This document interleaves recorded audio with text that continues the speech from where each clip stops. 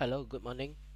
I hope everyone is still good at the eve of the year of 2020. So today we will look into the topic called root locus technique, right?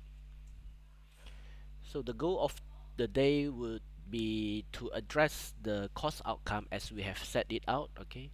That you should be able to draw the locus of a system in S domain. Okay, so if you still recall this clearly, okay, we have actually gone through this exercise of drawing the poles and zero on an S plane, right? So today our task would be to continue with to utilize the pole and zero on the S plane, and we are starting to draw the locus how this pole is actually moving around the S plane, right? So from there we would able to evaluate the performance of the system, and it would be useful when we go into the design stage.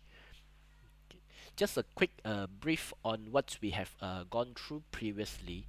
What we have known previously is that if we have an open loop transfer function, we can actually obtain the pools easily. Okay, so we have a numerator and the denominators in our equations.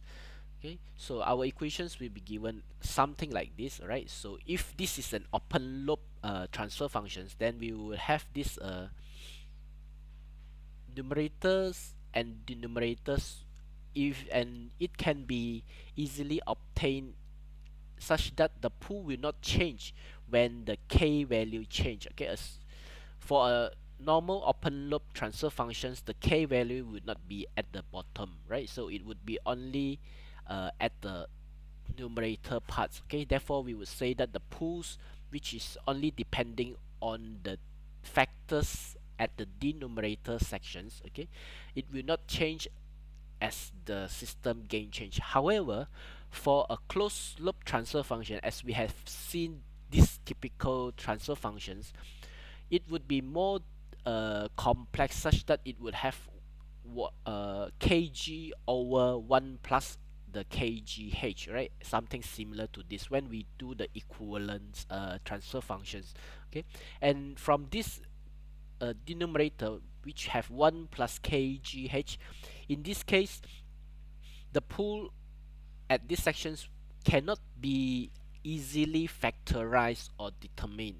Okay, therefore uh, we have to find a way on how we can actually observe the positions of the pool. As we know, the pool will determine whether the system is stable or not stable. Therefore, if the pool itself now change when the k value change, as we can see the k value is at the numerator and the denominator sections. So when the k value change, the pool will also move according to the values or the factors at the denominator sections. Okay, therefore it is important for us to be able to identify where is the positions of this pool now in the S plane, whether it will move to the left hand plane or the right hand plane, or into the complex sections, okay, or still in the real axis. Okay, so that is our challenges when we come to a closed loop transfer functions. Okay, because of this gain change the pulse positions, right? So our focus today would be to solve for this closed loop transfer functions, right? So let's a quick notations here. Okay, you have seen this before, but we would want to make it easier, right? Such that if we have the equivalent transfer functions, okay, this is a closed loop transfer functions, equivalent closed loop transfer functions, we can actually let this g and h transfer functions as two sections. Okay, we have a numerator and the denominator sections, okay, for each of these. Okay, so this is the numerator for g transfer functions, this is the numerator for a denominator for the G transfer functions, okay, similar for the H, right? So this is how we can notate it, and by doing this we just substitute into our equations and solve it, okay, such that eventually we will get this form, right? So this is the mathematical form after you substitute into it and solve it and simplify it, right? So this would be the mathematical form of it. But then if you look at it carefully again, they still depends on the k value, right? So this k value remain at the bottom, and it would be now seen that at the zero sections, okay, at the zero sections, the zeros of these transfer functions is mainly depending on the zeros of the G functions, okay, the zeros, okay, which is numerator part, right, of the G, and the pool of the H functions, okay, the pool of the H functions, the bottom part of the H, right? So we can note that in the closed loop transfer functions, the system itself will have a zero consisting of the zeros of G and the pools of H, right? But then for the denominator part, which determine the positions of the pool, it would be much more difficult to identify. We have to do some uh, mathematical functions to simplify and factorize them out, okay?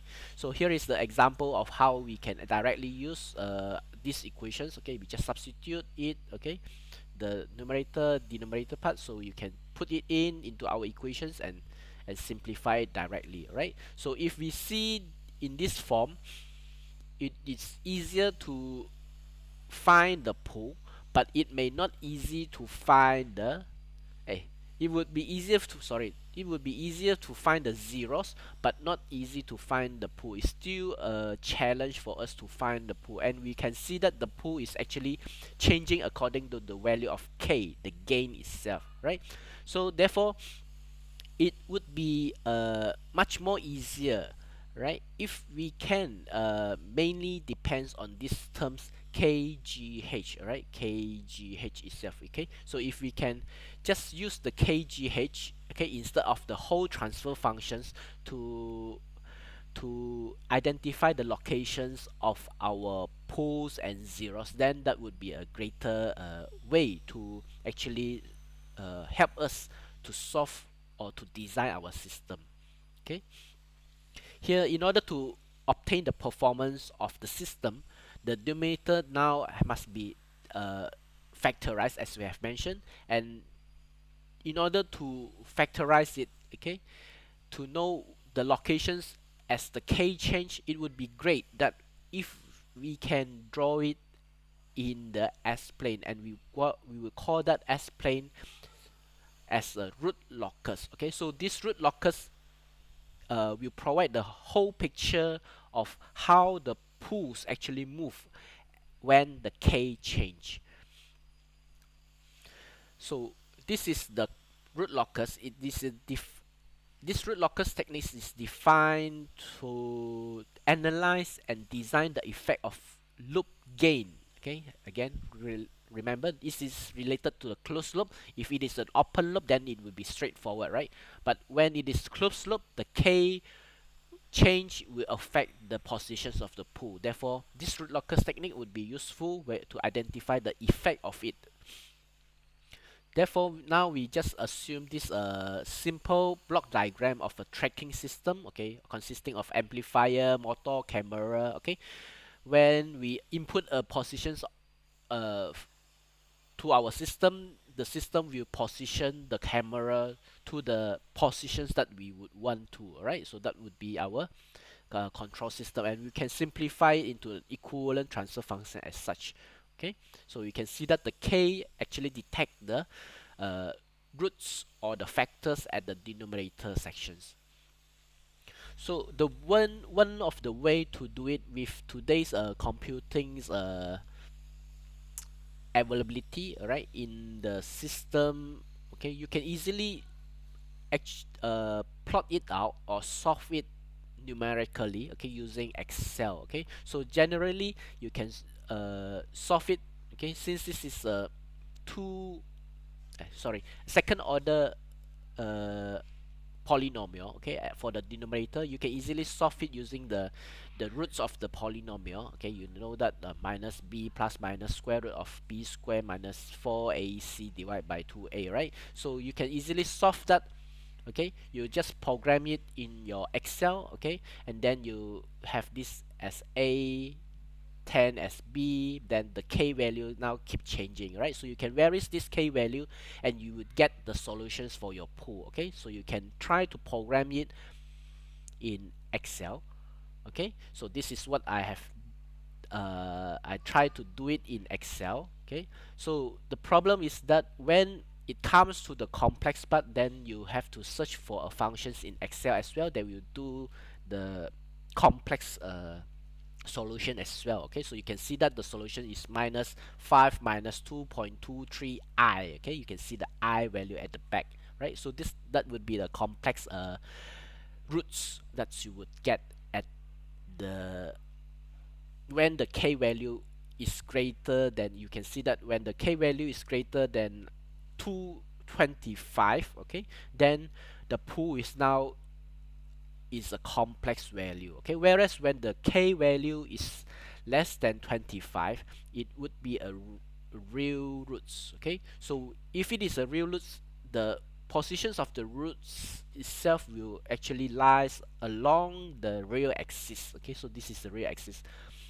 So this is how we can actually visualize the root locus and the idea behind the root locus. Alright, so we would want to know how these positions actually shift. Okay, so we have the pool number 2 at minus 10 and pool number 1 at 0, right? So meaning to say these 2 points is corresponding to the value of k equals to 0. So when the k value increase, then it will shift positions to these 2 points. Then if further positions change, okay, until when this value is equals to k equals to k equals to 25, this points is now at the same locations, minus 5 minus 5, right? Before they separate into two directions, right? So going up, right? So in this case, they just move away from the real axis. Okay, so this is how you can visualize the movement of the root locus. Okay, so for sure, if you don't want to plot the root locus today's, okay, with the techniques that you have learned, it's fine that you can use Excel to solve it. Okay, but then when the order of the polynomial increase, okay, this polynomial increase to maybe third order, fourth order, fifth order, and so on, then your ability to solve it by programming would become more complex, right? So that's why the easiest way to check is still to construct the whole root locus, right?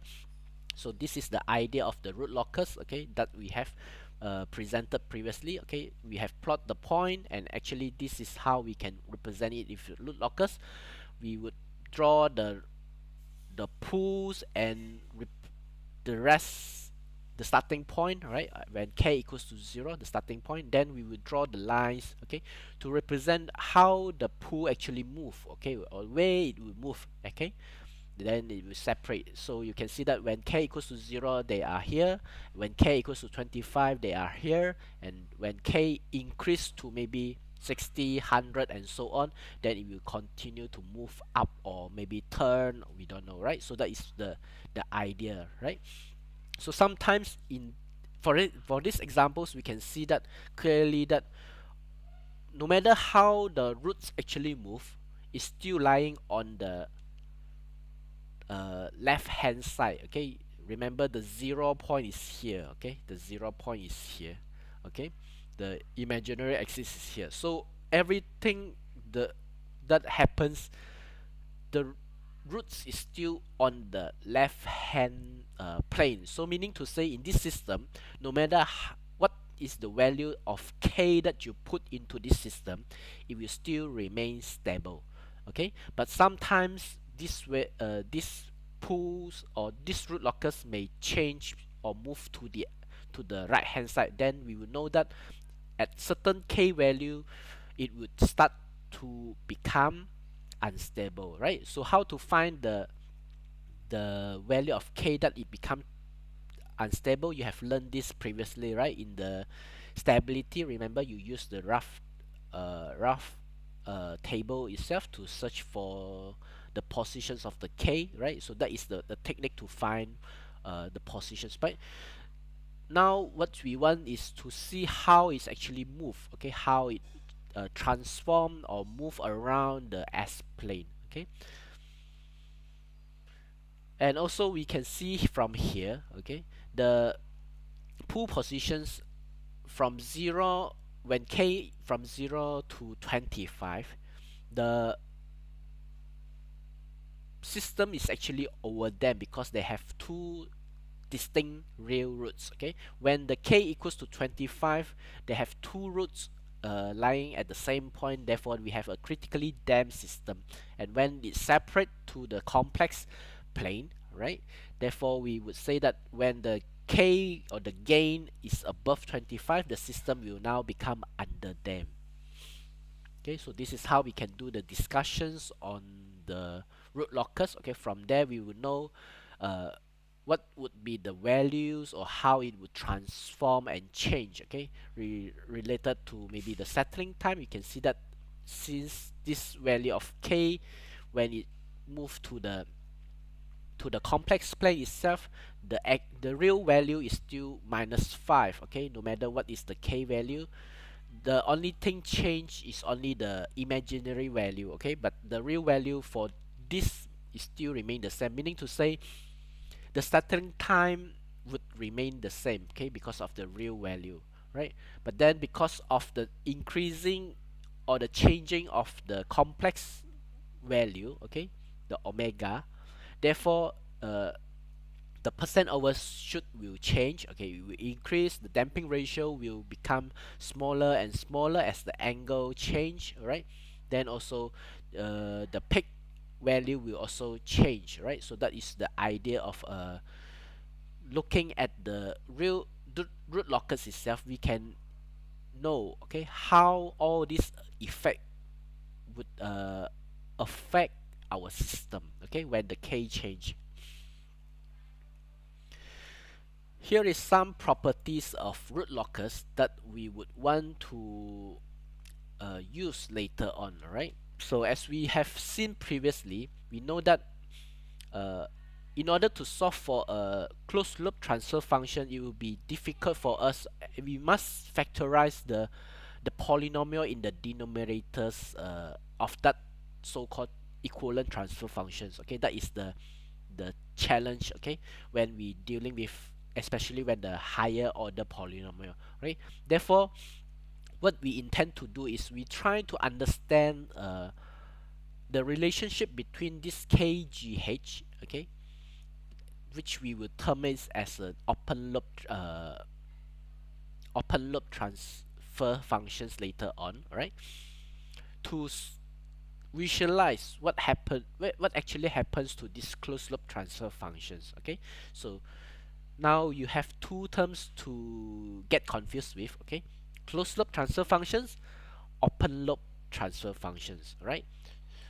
Remember, we are trying to focus on only the closed loop transfer function throughout this root locus technique, okay. But then because of the complexity of the denominator, we would want to use the open loop, the kgh, only the kgh, to solve for our problem, okay, for our closed loop transfer function. That is the idea, right?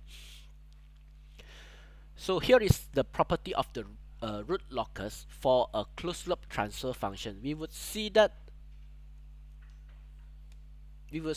these transfer functions have a pool, okay, given by this denominator 1 plus kgh, okay, meaning to say in order for us to find a pool exists in this given by these transfer functions, the denominator sections must be equals to 0, right? That is our conditions to obtain a pool. Okay, by using these conditions, we will set the bottom, the denominator equals to 0. Therefore, we would get the kgh equals to -1. You just shift it over there, right? So we would now focus only on the denominator of the transfer functions. Okay, you would get the kgh equals to -1. Okay, so our focus now would be this kgh instead of this complex kg over 1 plus kgh, right? So that's why we are solving a closed loop transfer function, okay, using kgh, which we refer as the open loop transfer function, right?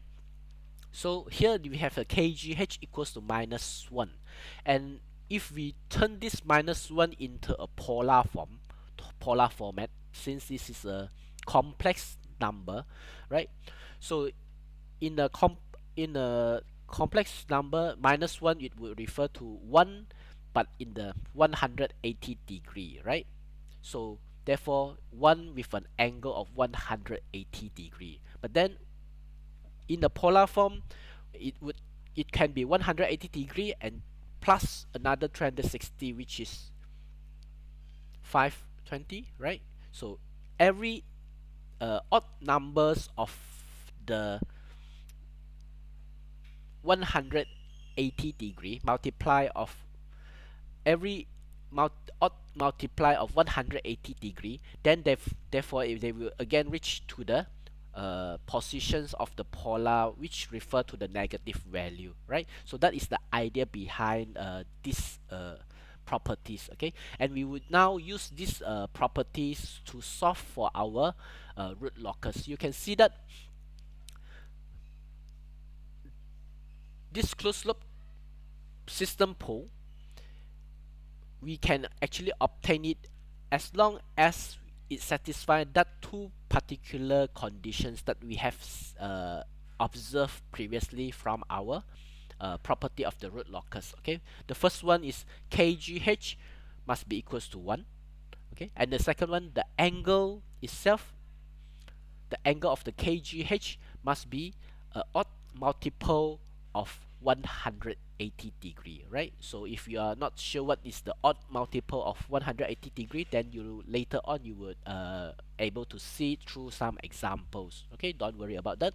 You just have to recall and remember this. Okay, first the magnitude, and the second one the angle. Okay, so these two criteria will be very useful for us to draw and identify all those gain as well as the positions of the root locus, okay, on the S-plane itself, right? So here, if by these definitions, if we would want to know what is the gain value that corresponding to that root locus, therefore we can use k equals to 1 over g and h, right? It's another equation that you may able to use, okay, to obtain the value of k.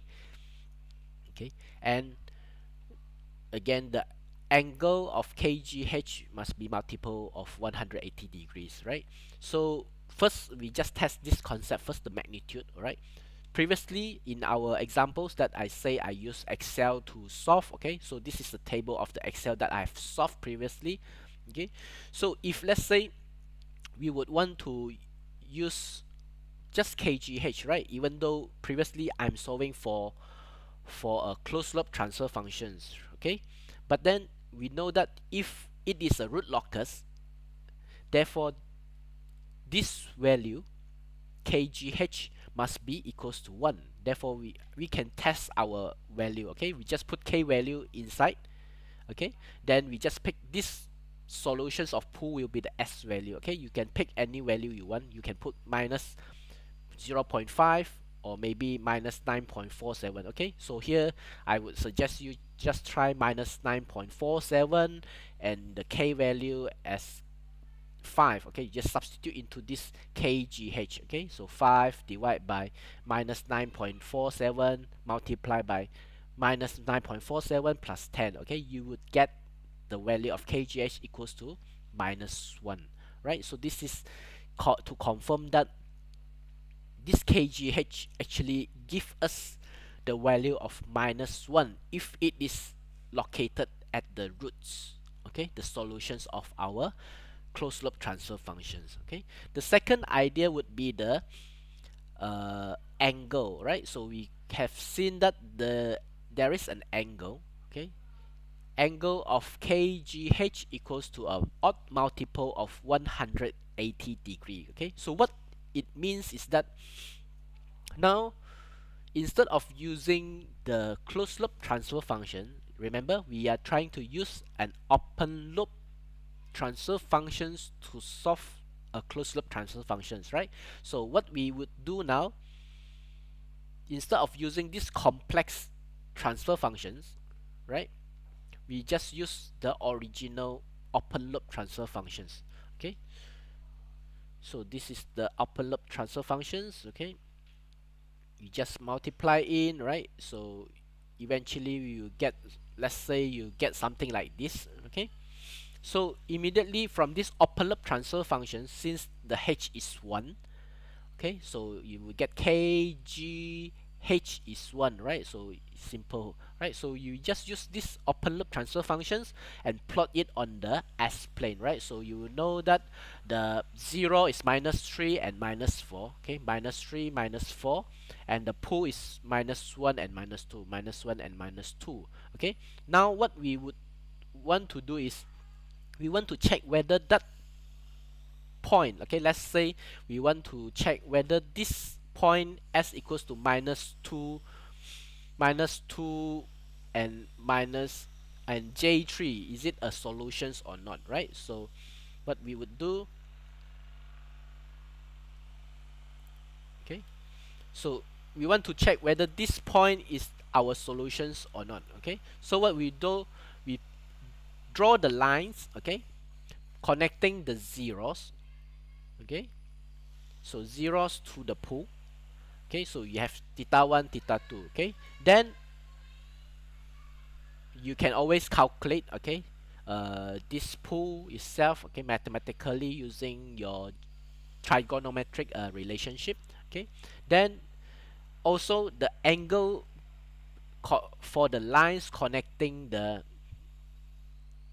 sorry, first one is the zeros, okay, and the second one is the pool. All right, so connecting the pools. Okay, so you will have theta 1, theta 2, and theta 3, theta 4. Okay, so from here what we would do now is that we will use this angle connecting to the zeros, okay, summations of it minus the angle connecting to the pools. Okay, so we have theta 1, theta 2, and then minus theta 3, theta 4, right? So eventually we get minus 70.55. Okay, so minus 70.55, is it a multiple of 180 degree? Is not, right?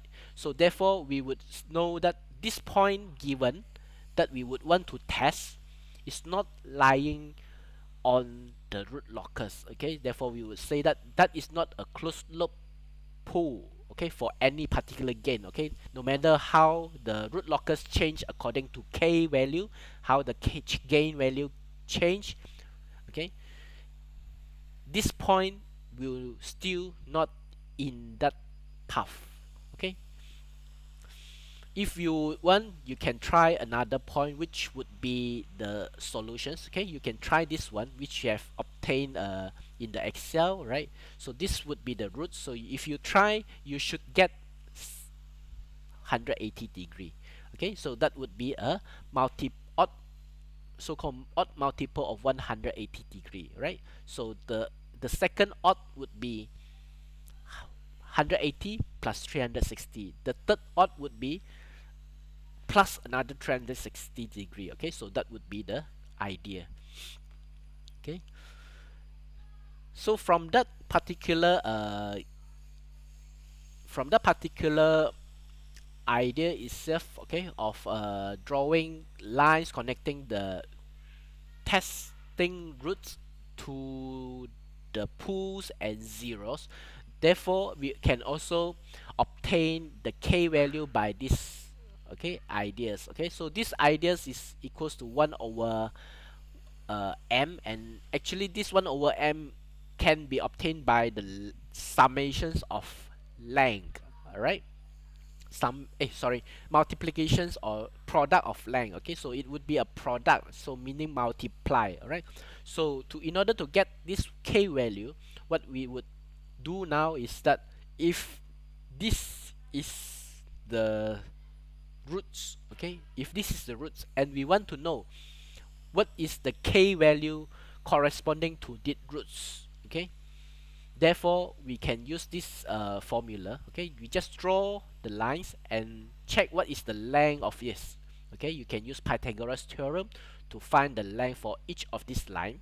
Okay, then the pool length, here is the pool length, so you have L3 multiplied by L4 divided by the zero length, so this is the zero length, divided by L1 multiplied by L2, right? So eventually this will give you a value, and that value is the k value for this particular roots. Okay, so that is the idea behind it. Okay, so again, we will move on to see how we can apply this property to solve for our problem. Okay, now getting that particular property ideas will give us the foundations on sketching a root locus. Okay, so here is 5 rules, or maybe a major point of interest that would allows you to sketch the root locus. Okay, so in exam or real life later on, okay, you would want to sketch the root locus if you don't have the computer on hand, right? So if you want to quickly sketch for the root locus, so you would quickly check, okay, using these 5 rules. Okay, so the first rules would be the number of branch.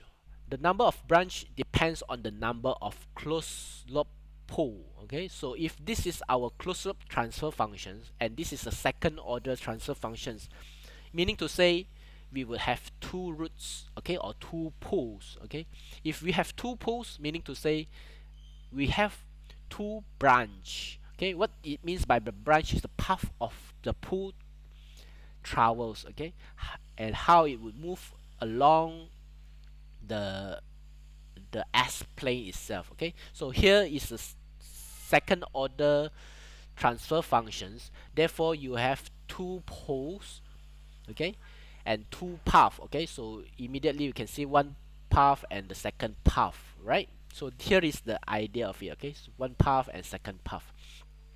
Then also we can see that there is a second rule called symmetry. Okay, since we know that in the complex closed loop pool, usually they will have a conjugate pair. Okay, and because of this conjugate pair, no matter how it is, this root locus will now become symmetrical about the real axis because of this conjugate, right? You have on always plus minus imaginary value. So therefore, from this, we would now know that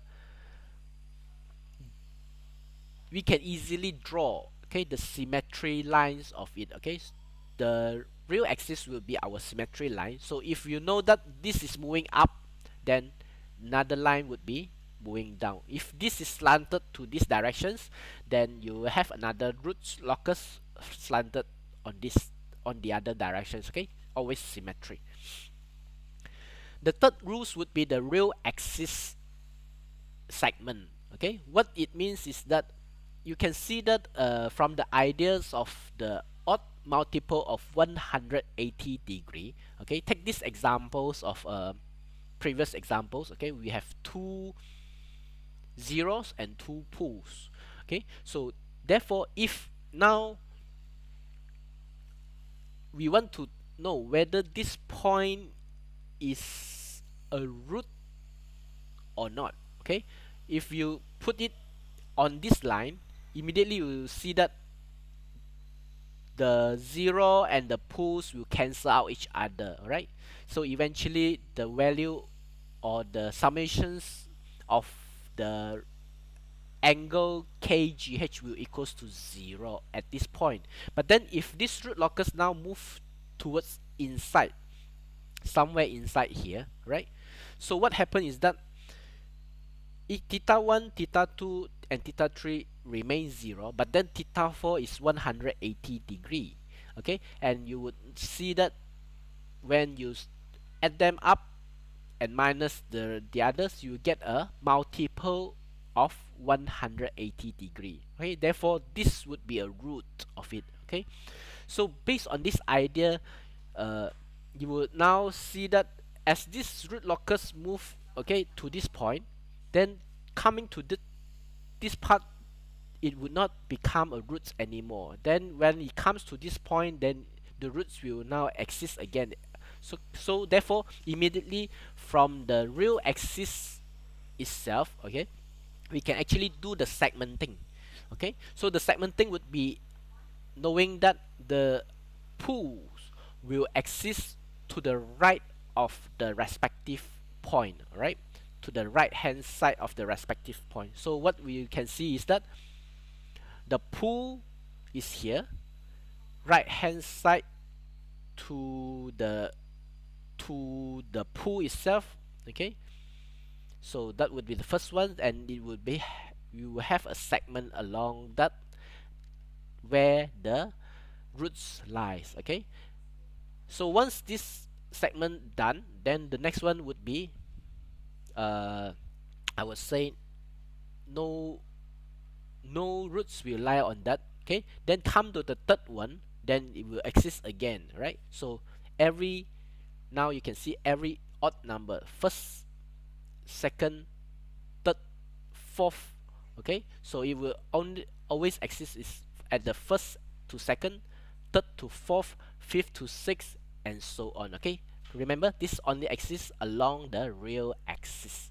Alright, so you can easily segment them if you have drawn all the pools and zero along the real axis. Okay, another rules would be the starting and ending point. Okay, so this starting and ending point would give us the directions, okay, of the root locus, okay, where it would goes. As you still recall, we always start with k equals to 0. Okay, so for this topic or for this courses, okay, we will only concentrate when the k value is greater than 0. Okay, it's a positive value, right? So therefore from there we would always start from the roots, okay, from the pool, and it will move to the 0. Okay, so actually if they come in pair, okay, you can see that in these transfer functions, in this so-called upper loop transfer function, when we draw it, if we have 1 0 at the 1 0 and 1 pools in our upper loop transfer functions, meaning to say it will now go to an end. Okay, it will not go to infinity, right? So it will go to an end and end at the 0 itself. Okay, so if they come in pair, then yes, the pool or the branch will disappear to the 0, just like a black hole there, right? Another characteristic would be, or another rules would be, the pool sometimes will now turns to the infinity. This is when you can see that in our upper loop transfer functions here, we have 3 pools but no zeros. Okay, meaning to say the roots will go to somewhere, okay, and that somewhere would be infinity. Okay, so in order to find where is the infinity, therefore we would want to find the asymptote, okay, asymptote of our equations. So the asymptote can be obtained by using these two equations. Okay, the asymptote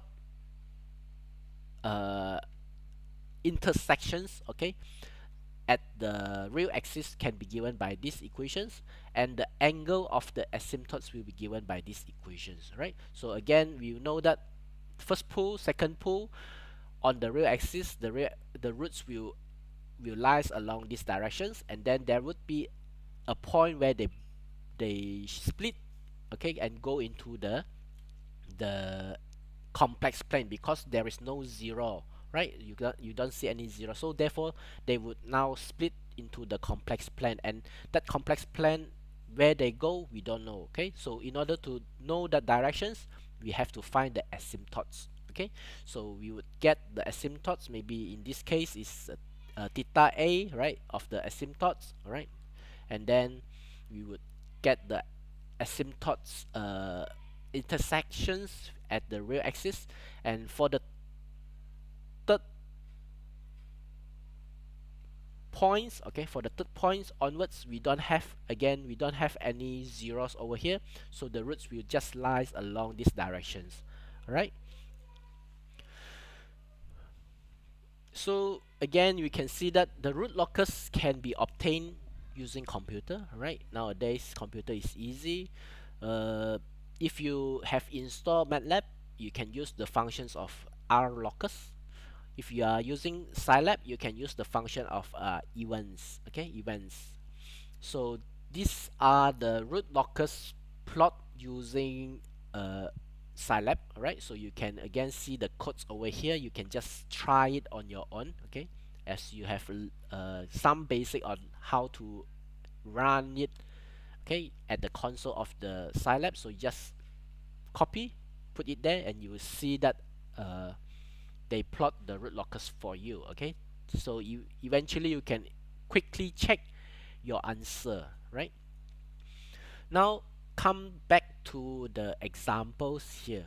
Okay, so we take these examples, a quick examples, where we have 1 zeros and 4 poles. Okay, even though this is a closed loop transfer functions, we are solving it using the open loop poles and zeros. Right, so we draw the S-plane and we use this open loop. Okay, remember, open loop poles and zeros, and plot it on the S-plane instead of the equivalent. Right, so we put it here, 4 poles and 1 zeros. Right, so what we can see now is that we have 5 rules to use. Okay, 5 rules. Immediately the first one, we know that there would be 1 2 3 4 poles, 4 branches, 4 lines that you should expect to draw. Right, then other things that you may want to use, maybe, okay, we just follow this step. All right, okay, you can solve it using any step that you come across your mind. Okay, as long as it follows that 5 rules. Okay, but we just use these steps. Okay, first we just use or calculate the asymptotes, which is referring to the rules number 5, since we have more poles than the zeros. Right, so from there we would calculate the real axis intercept and the angle for the asymptotes given as such. Right, so we would draw the asymptotes line now. Right, remember the asymptotes line now, since this is every k value change.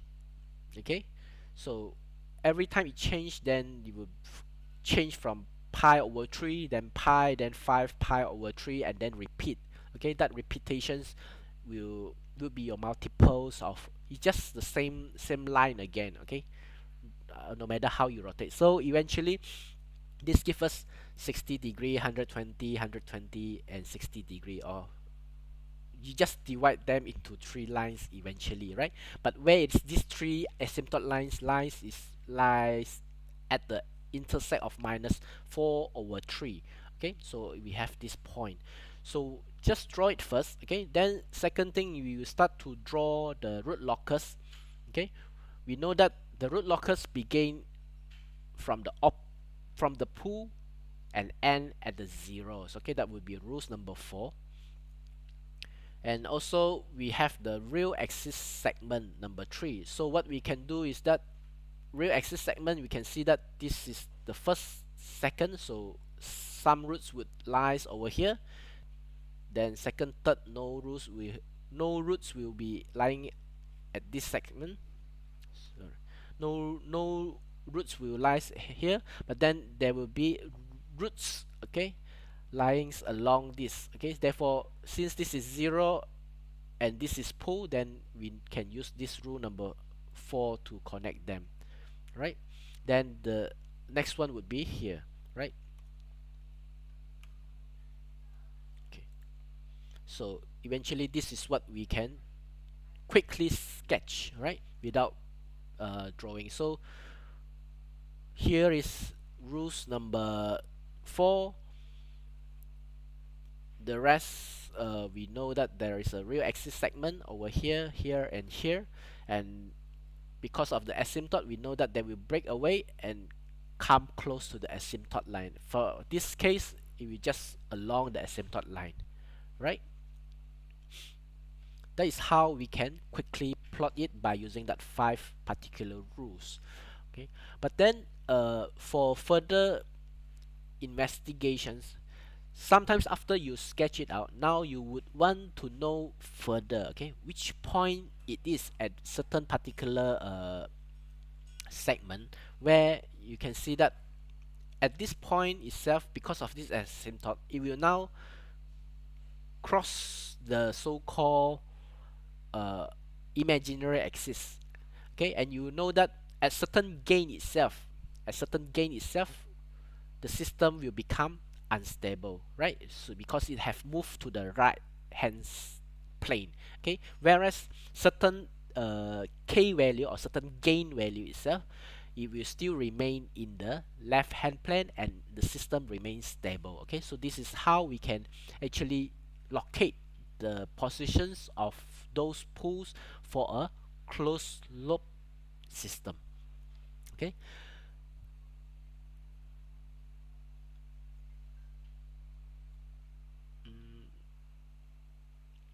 all right, so now again, based on that particular ideas, there are a few more points that we would want to investigate in detail. Okay, once you are sure your sketch is correct, then certain point you would want to know it more in detail, such as we call it real axis breakaway, the point where it break away from the real axis, and break in point where it comes back to the real axis.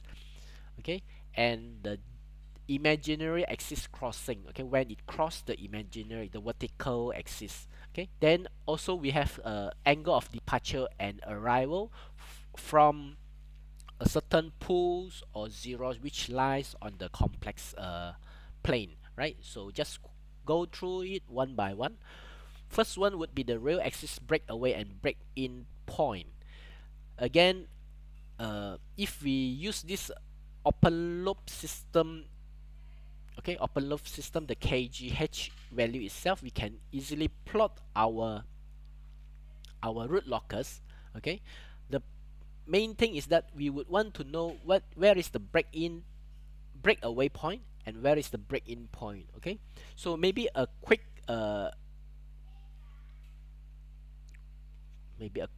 not quiz lah, all right, maybe a quick quick check on your understanding. Okay, where would be the directions of this route? Okay, this is a circle, where would it go? If you recall carefully, the directions of the root locus will always start from the pool and end at the zeros, right? So therefore it will start from this point, move, okay, this point move, okay, then break away. Therefore we call this point as break away, not break in. Okay, go out and come back, okay, and then to the real axis again before they move to the 0, right? So this, when they come back to the real axis, we call this as a break in point. Okay, so therefore we must able to have a quick understanding from where it start. Okay, from where it start, it must be from the pool, right? So from the pool it move to the zeros. Okay, so that is the idea behind it, right? So the only things that help us to solve for this break in point and the breakout point is that at this away breakaway point itself, as this k equals to 0, it will slowly move. Okay, when it start to break away, okay, this point represent the maximum gain that it founds between the two pools. Okay, this would be the maximum gain, okay, before they break away, right? Then it will come back again, then come to this, then the value maybe from 0 to maybe this, let's say 5, then it break away, come in here maybe 100, then end at 200, let's say. Okay, meaning to say when it start to break in again, this break in gain would be the minimum gain, okay, found in the axis between the two zeros. Okay, so these two identity would help us to solve for our real axis breakaway and break in point. Okay, so this is the idea behind it. All right, there are three methods to solve for this real axis breakaway and break in point. First one, use computer, right? You can see that I have you can see the red dot. Okay, sorry, these two red dots. Okay, so these two red dots you can actually get it by using this code. Okay, same thing with these two red codes. Okay, by using this code you can actually obtain this point, right? You can just try it on, and the program will tell you the locations of the point itself, right? So one is to use the root locus program. Okay, if it is MATLAB, use Locus. Okay, and then there is some functions that you can extract those points, right?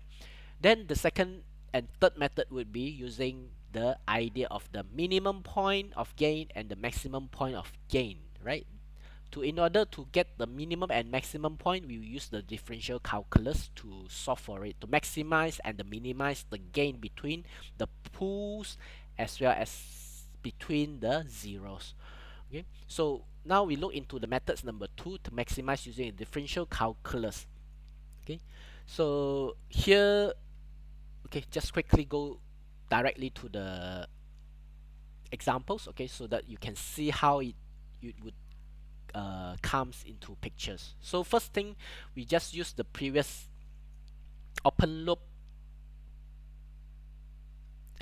transfer function, the KGH itself. Okay, the KGH for this example. Okay, the KGH for these examples, right? Put it in. Okay, and this value must be equals to -1, right? We know that this value must be equals to -1. So now, in order for us to know where is the break away or maybe break in point, we use that particular point as sigma. Okay, this sigma. Okay, we just substitute s with sigma. Okay, so substitute s with sigma. Okay, put it in with sigma, so our s disappear. Okay, solve it. Okay, we will get this value. Okay, and eventually we try to rearrange our equation so that we have only k value, then we have obtained this. Okay, now using the differential calculus, in order to maximize or minimize the k value, what we need to do is we differentiate respect to the sigma. Alright, so now we just, once we get this k, so-called k functions, okay, k functions in terms of sigma, we differentiate respect to the sigma, and we set it equals to 0 in order to obtain the maximum or the minimum point, right? Therefore, if we solve this, we would get the sigma actually equals to minus 1.45 and 3.82. Okay, so these two particular point. So again, when we come to the picture, which one would be the break in, which one will be the break away, it depends on the locations of your root locus, the pool itself, right? So that's why previously I asked you, where is the the directions of the locus that would determine the breakaway point and the break-in point, right? So now you would see that minus on one side, okay? Then the other point would be 3.82, okay? Then the third methods would be, we call it transitions method. Okay, this transition methods is so-called easier, would be I would say somehow easier, okay, such that you don't need to do any differentiation. Okay, what you need to do is to use this relationship, right? So this relationship says that 1 over the sigma plus your zeros, okay, the summations of all of this equals to the summations of 1 over sigma plus the pools. Okay, so if you know the pools, the zeros, okay, just put it in. But then remember, when you use these methods, you must take the value of the negative zeros and negative pools. Okay, negative 0 and negative pool. So you can see that this zero, the 0 is 3, okay, but instead of putting 3 directly, you put negative 3. Okay, the 0 is 5. Instead of putting 5 directly to our equations, you put negative 5, right? The negative of the zeros. Okay, whereas for the pools is minus 1. When you put it in here, minus 1, you put a minus again, a negative value of that, then you get positive, so you get a sigma plus 1, okay, and so on, right? So that is the idea of it. Okay, so when you use this, always remember you need to use the negative of the zeros and the pools value, right? So once you get this, solve it, okay, as usual, just like a normal mathematic function, solve it, simplify, and eventually you get this, which is exactly the same with the previous one, right? So from the plot itself, from the computer, again, you can actually get the values. Okay, if you are using the code, they will show the value directly to you, okay, on the console. If you get it from the figure, okay, you can use this data tip. Okay, just click it in the Scilab. Okay, once you have this figure, okay, there is toolbar, you just click this, and then you just click the point that you want to know. Okay, you just click, then they will shows you the positions of it, right? So that is the ideas. So just check, okay, minus 1.45, okay, yeah, right, minus 1.45 somethings, right? 3.817, okay, 3.82, very close, right? So that is the idea of solving it, okay, using those three methods, and those three methods must give you the same answer, right? If not same answer, meaning something is wrong, either your coding is wrong in your computer or your differentiation is wrong. Okay, so this is how we can always cross check whether the computer output is correct or not. Okay, the theoretical part will give you a foundations to check whether what you code is correct, right? Because all this you still need to type, right? So if this is not correct, meaning something is wrong, either the computer is wrong or you are wrong, right? Next one would be the J omega axis crossing. Okay, before I forget, if we will not stop for Q&A sessions, okay, so if you have questions, you just type in the chat, okay, so that when I see it, I will address it as soon as possible, right? So for the imaginary axis crossing now, okay, we would want to know where is this 2-point axis, and yeah, where is this point axis. Okay, in order to solve this one, we have no choice but to depends on the rough table, okay, rough Hurwitz criterion, okay, to solve for this, right? So how to solve for this 2-point? We will somehow force a row of zeros, okay, because you remember row of zeros will give us a symmetry, right? A symmetry lines, and if it doesn't lies on either left or right hand plane, then it must on the imaginary axis, right? So that's why we try to force it to the row of zeros. All right, so how to so-called force it to the row of zero? Okay, here we take the examples again, the same examples. Okay, so the same open loop transfer functions, but then since to do it for the rough table, we have no choice but to use the closed loop transfer functions. Therefore, from this, we just substitute into our closed loop transfer function equations that we have previously. We would get this one. Okay, so once we get this one, we have this polynomial, right? We put it into a rough table.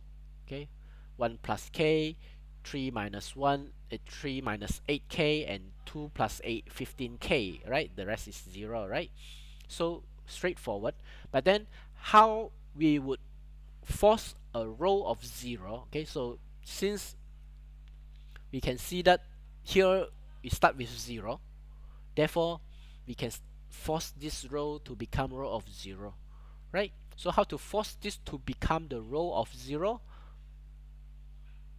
When this becomes 0, then the whole row becomes 0, right? Very straightforward. Okay, so meaning to say 3 minus 8k must be equals to 0. Okay, then we would know that k is equals to 0.375, right? So once we get 0.375, put it in, right, into our even polynomial. Okay, so this is where our equations give us. Okay, even polynomial, yeah, 1 plus k. Remember, even polynomial takes the polynomial above the row of 0. Okay, so you have 1 plus k, okay, plus 2 plus 15k, okay, equals to 0, right? And we would equate them accordingly. We solve it. Okay, since we already get the k, substitute the k value into here, we get this value, right? And we solve for the s, and the s value is this. So we now obtain the j omega crossing value, which is 2.355, and this occurs when k equals to 0.375, right? So we would now know that this is 2.355, okay, and the k value is 0.375, right? The next one would be the angle of departure and arrival. So this would be the angle where it comes to the pool, or sorry, away from the pool, or coming to the zeros. Okay, remember, it moved from the pool and going out into a 0, right? So sometimes the so-called poles doesn't lie on the real axis. Okay, if it doesn't lie on the real axis, for example, in this case there is a pole and a zeros, okay, which is not lying on the real axis but lying on the complex plane, okay, complex area, complex plane. Therefore, we need to know where it would move away, right? So we call that as angle of departure. Depart from the poles and arrive to the zeros uh, in the complex region, right? So how to get that one is that we know that there is a so-called pools over here. Okay, what we do is that we will take a point close to that pool. All right, we just take any point that we want that close to that pool. Okay, and we get that particular angle. Okay, so what we can do is that then draw all those line. Okay, minus theta 1 minus theta 1 minus theta 2. Yeah, theta 2 over here, theta 1, oh, okay, theta 1, yeah, minus theta 1 because it's pulse, okay, plus theta 2 plus theta 3 because of is there are zeros, okay, minus theta 4 minus theta 5 plus theta 6 because there are zeros, right? So it must be a multiple of 180 degrees, right? So you can search for that particular angle of so-called departure, okay? So you will know that what is the angle that it will move, okay, whether they go this way, go that way, okay, where the roots will move, okay. Sometimes they will just move, circulate, okay, and come to the uh, zeros, okay. And then where it comes to the zeros, we will use the same technique, but then we call that as a angle of arrival, okay. They arrive into the zero, right? So again, we take a point or roots, okay, that close to the zero, and we test, okay, using the same technique, okay. As long as it meets 180 degrees, okay, then we know that that would be a roots, and we know that connecting that because it's close enough, then that particular straight line angle will tells us or give us an estimate uh, what is the angle of arrival, okay, into the complex zeros, right? Now next we would want to plot and calibrate the root locus. All right, so what it means by calibrating the root locus is that now we come to a point where we would like to use our root locus for some design purposes. Okay, the design purposes would be something like I have a transient specifications that I would like it to meet. Right, so meaning to say, instead of getting the value of breakaway, break in point, or maybe the j omega crossing, certain points of interest we would also want to know. Okay, let's say we want to know the point where it would give us a 20% overshoot. Okay, in order to get 20% overshoot, we have to go back to the theoretical part. Okay, the theoretical part where, how should I say, uh, how we could get so-called a 20% overshoot by using the relationship in the previous, okay, the damping ratio would give us this 20% overshoot, right? So how we can get that 20% overshoot? We just put it in, right? Then therefore uh, it would give us a values of 0.45, right? 0.45. Then from there, 0.45, we would get our angle, right? From that particular angle, we will draw a line, and now we would see that this line, the red dotted line here, it cross our root locus. Okay, we want to know when this occurs. Okay, what is this point value, right? This is our intention. We call it plotting, or maybe getting that particular points. Okay, we want to know this particular point where it occurs. So what we can do is we can either draw it, okay, draw in the graph paper, use your ruler to measure it the fastest way. Right, another way would be computer, right?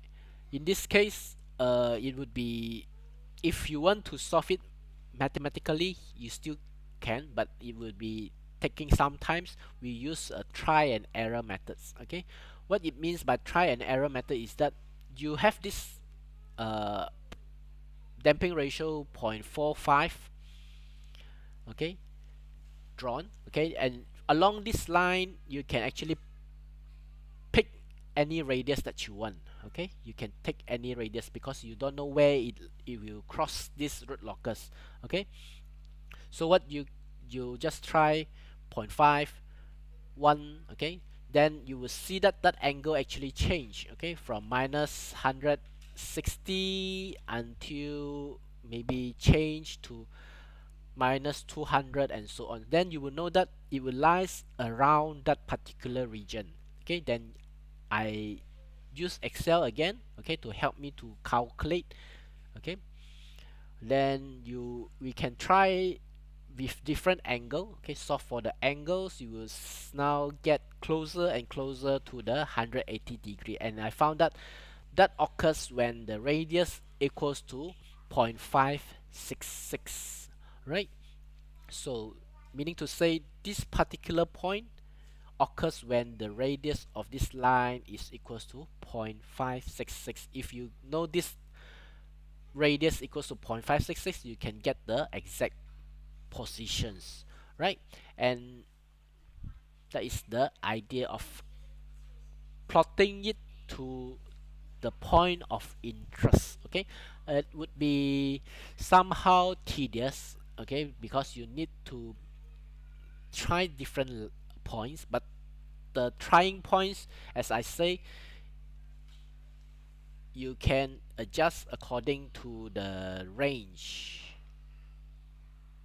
Okay, according to the range of radius, because you have a guiding lines, okay, or your target lines, okay, where it will move. Okay, so that would tells you how to select the particular points of testing. Okay, you don't want to test any point you want. Okay, you want to test along that particular point that meets the criteria, right? So now we can see that the transient response can be somehow improved, okay, by getting or changing the gain of the closed loop transfer functions. Okay, in our previous system we get the damping ratios line, okay, and the corresponding gain at that particular line is 0.93, right? But then the question is, does this mean that the system will respond to the 20% overshoot, which is equivalent to 0.45 damping ratio? That would be the questions. Okay, if you take a look carefully on the previous open loop transfer functions, the questions here is that this is a third order polynomial, not a second order polynomial, right? But what we used previously, the idea from this that we used previously is the idea from a second order polynomial, right? That is the challenge here, right? So somehow we need to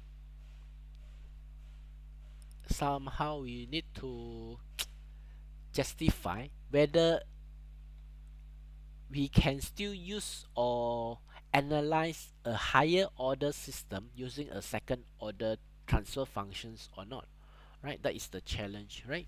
So that would be the questions, and that particular so-called system will give us the percent overshoot, settling time, and so on, which is related to the second order transfer functions, right? Now, in order to justify, we can have certain guideline or rules to help us. Okay, so here is the idea: the effect of additional pools and zeros, and the condition for justifying an approximations, okay, of a two pool system can be given by these three. Okay, So we are justifying that even though there are more pulls and zeros than the original two pull system, we still can use the two pull system to estimate, right, for our design purpose, right?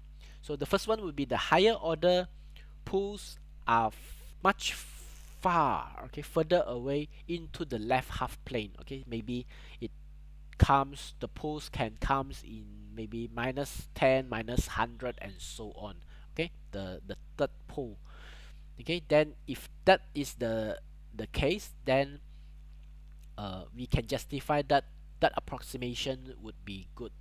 Okay, the second one would be the closed loop zero near to the closed loop second order pull pair. Okay, as the if it is a zero, if possible as close as possible to the second order pull, so that they can cancel out uh, the the problem of the higher order closed loop pulls.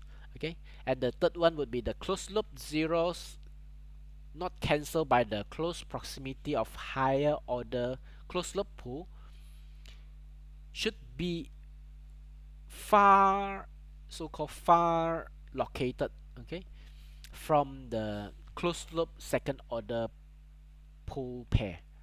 Okay, either you can cancel it out or it should be located far away. Okay, that is the idea behind it, right?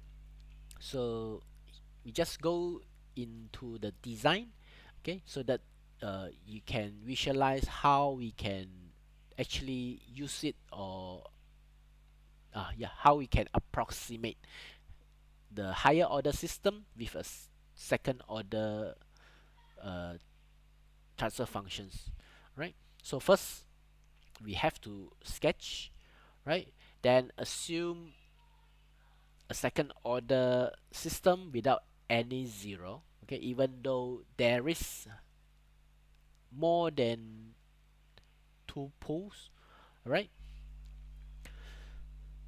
Then we just do whatever we can, just like the previous one. We find the gain and so on, and then after that we justify use based on the three criteria, right? If the assumptions is not justified, perform a simulations. But then the best way is to perform a simulations, since computer is easily available nowadays, right? So perform a simulations to confirm that it meets the criteria that you need, right? Take these examples. Consider the system shown.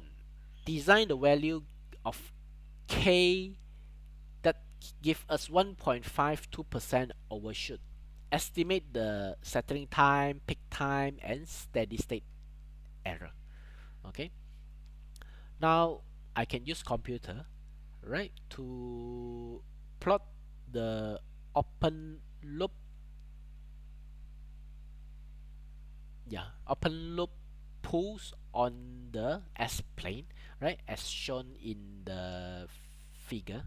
Okay, as shown and in this figure. Okay, so now what is the problem is that you can actually get all those breakaway point. Okay, breakaway point. Okay, we can see that breakaway point is here. Okay, we move. Okay, then break in points. Okay, before it comes to the zeros, right? And then the other side will go and meet the other one and break away again. Okay, so you have multiple breakaway points, okay, and one break in point. Okay, and where when it happens with the different gain, 2.5, okay, 28.9, and 27.9, right? So it is for sure very obvious it's more than second order. Okay, but we just assume this is a second order. We approximate, okay, for our design purpose. Okay, since we want to get 1.52% overshoot, we draw a damping line that corresponding to 1.52% overshoot, okay, based on our knowledge, right? So we draw lines, okay, and these lines of zero point 0.8 damping ratio somehow cross three particular point, okay, so we can get three particular point as given as such, okay. So this point is the nearest, the K value is 7.36. The second point, let's see if I can zoom in.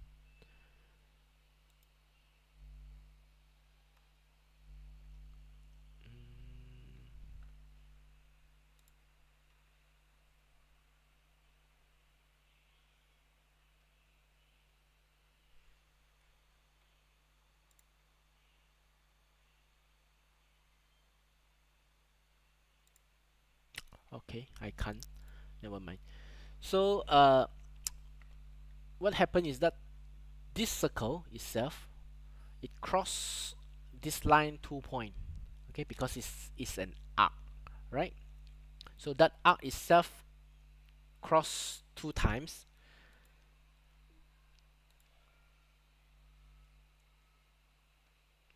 and give us this 2 point, and that occurs at this given point value. All right, so we cross three particular point, right?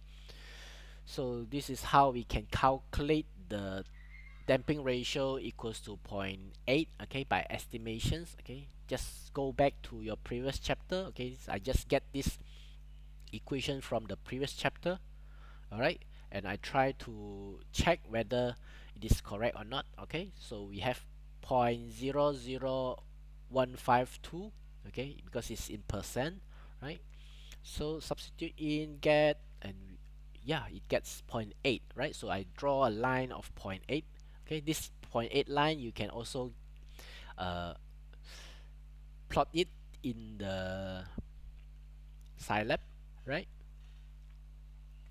So by doing that, you can get all these particular point.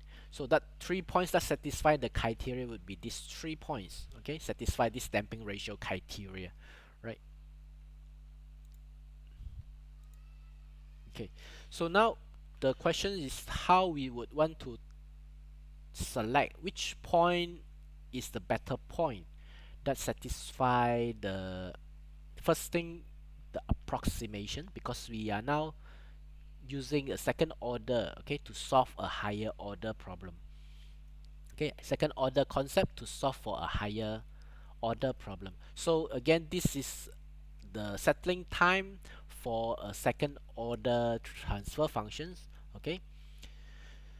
So we have the Ts equals to 4 over damping ratio multiplied by the natural frequency, okay. So just, yeah, just take the values, you can estimate the TP as well, right? Just substitute, you get all this value, corresponding value accordingly, okay. Then also you can get the KV since you want to evaluate the steady state error, right? So you can also get the KV, right? So for all these point, so now from all these particular points, okay, you see that the settling time, we estimate that the settling time and peak time is the best, okay, when the gain is the highest. You can see that K is almost 40, higher than the others. The settling time and peak time is the smallest, right? Okay, but then the KV is 5.9, okay. Again, it's something good, okay. Now if we would want to use this one, we would want to test if the assumptions of the second order is correct or not, okay, for these particular positions, right?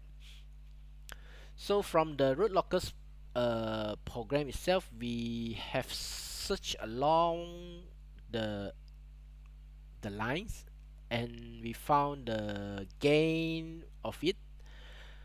What happened is that for each crossing, the third close loop pool, would be occurs at minus 9.25, minus 8.6, and minus 1.8 respectively. Okay, what it means is, remember you have 3 points, right? This complex pole itself will give us 2.1 is, let's say this one, okay, minus 4.6 plus j 3.45. The second pool will be minus 4.6 minus j 3.45. Okay, the third one is occurred at minus 1.8 with j equals to 0. Okay, that is the third closed loop pool that occurs, right? So that is the conditions. But then you can see that the closed loop zeros is minus 1.5, which is close, okay, for the third one. Okay, the rest is far away. Okay, that will give us an indications that it is a good approximations, right? So now we can also test it. Okay, to test the assumptions of the second order, we must calculate the uh, third pool. Okay, so third pool will be given as such, right? And the first and second pool, or the case itself, the third pool is lying far from the closed loop zero. Okay, that is the something that we do not want. Okay, whereas for the third case we get 1.8, okay, which is close enough to the closed loop zero. Therefore, in the third case, the second order system approximation would be a better point, right? So to illustrate, this is this point, this one is this point, this one is this point, right? So it close to the zero, right? How to get this point? If you still confused, this point is when k equals to 7.36. This second point here is when k equals to 12.79, and third point is when k equals to 39.64, right? That is the idea, right?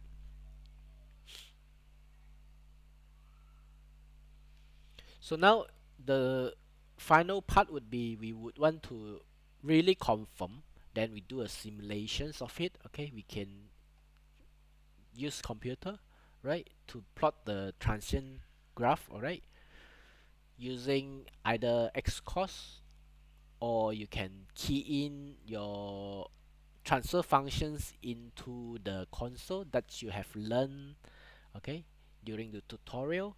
Therefore, from there you can actually plot their performance accordingly, right, based on the curve, right? So here is the performance. Therefore, you can see again, for the higher order, okay, when k equals nearly to 40, okay, you can see that the peak point, okay, the peak time, okay, is similar, right?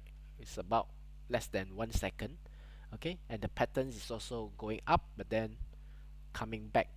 Okay, the only difference is this, right, which is much more better than the second case. Okay, yeah, the second case. So you can see that the second case, the peak point is actually different. We cannot use that to approximate a higher order, right? So therefore, that concludes this root locus technique, right? This is just a preliminary ideas of what you need to do for your assignment. Okay, so you still have a month to go, right? And these assignments I just tells you earlier, right, today, so that you can form your group. Okay, so a group of 4 people, you just form your group, then the detail of the assignment will be given later on in Google Classroom. Okay, what you need to do and so on. Okay, so the assignments will be on the design on compensator, right? So the design of the compensator, you will learn this in the next lesson, right? But the idea would be, now you form your group first, okay? Then from that groups, you can start to see or check or to learn what is the step response, what is the corresponding overshoot percentage, and so on. Okay, so from there, later on, you would want to design a compensator so that it meets a certain criteria, okay, required by the assignment itself. Okay, so that's all for today. So any questions before we end the lecture for the year 2020? Let's check.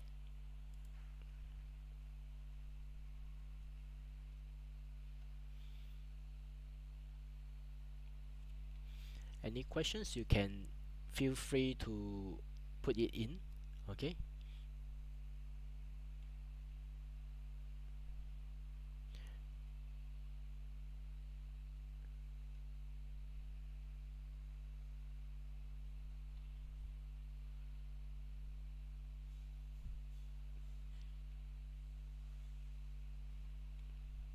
Okay. All right. So first would be the test 2.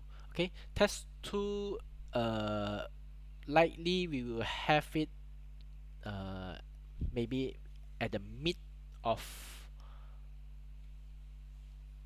yeah, mid of January probably, right? After the next lesson.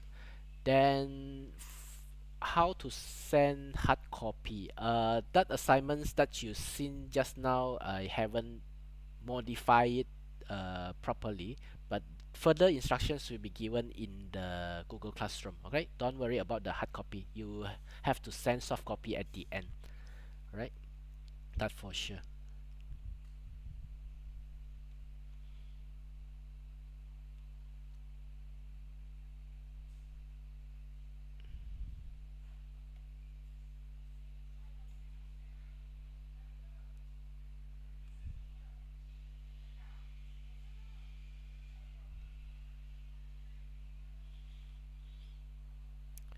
Okay, so if no questions,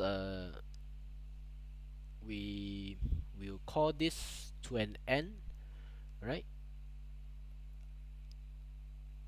Okay, and the tutorial, okay, think tomorrow is another public holiday. I will still send out the tutorial questions, okay, for you to practice, right? That's all. Then then later on we will have maybe one tutorials next year, okay, that we will try to wrap up as much as possible, covering maybe several chapters, right? So if no, then happy new year and see you next year. We hope everyone have a safe year, okay? We have a better year next year, right? So that's all for today. Bye bye.